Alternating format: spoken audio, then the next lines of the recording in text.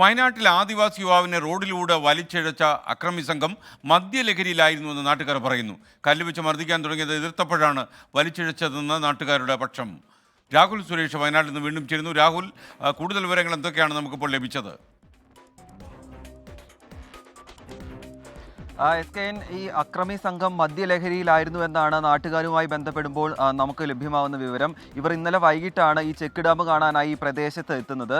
ഈ പ്രദേശത്ത് എത്തിയപ്പോൾ മുതൽ നാട്ടുകാരുമായും ഈ വിനോദസഞ്ചാരികളുമായും വാക്കേറ്റത്തിൽ ഏർപ്പെട്ടിരുന്നു. ഈ വാക്കേറ്റം പലതവണ കയ്യാങ്കളിയിൽ കലാശിക്കുകയും ചെയ്തു. ഏറ്റവും ഒടുവിൽ വിനോദസഞ്ചാരികളെ കല്ല് ഉപയോഗിച്ച് മർദ്ദിക്കാൻ ശ്രമിച്ചപ്പോഴാണ് ഈ മാദൻ ഈ വിഷയത്തിൽ ഇടപെടുന്നത്. ഈ കല്ല് തട്ടിമാറ്റാൻ ശ്രമിച്ചപ്പോഴാണ് മാദനെ കൈപിടിച്ച് വാഹനത്തിലേക്ക് കയറ്റുകയും ഏതാണ്ട് 500 മീറ്ററോളം വഴിയിലൂടെ വലിച്ചിഴയ്ക്കുകയും ചെയ്തത്. പിന്നാലെ ഇവിടെ ഉണ്ടായിരുന്ന ആളുകൾ തന്നെയാണ് ഈ ദൃശ്യങ്ങൾ പകർത്തിയതെന്നും നാട്ടുകാർ പറയുന്നുണ്ട്. എന്താണെങ്കിലും പോലീസുമായി ബന്ധപ്പെടുമ്പോൾ CCTV ദൃശ്യങ്ങൾ കേന്ദ്രീകരിച്ചുകൊണ്ടാണ് പോലീസിന്റെ അന്വേഷണം നിലവിൽ പോകുന്നതെന്നാണ് പറയുന്നത്.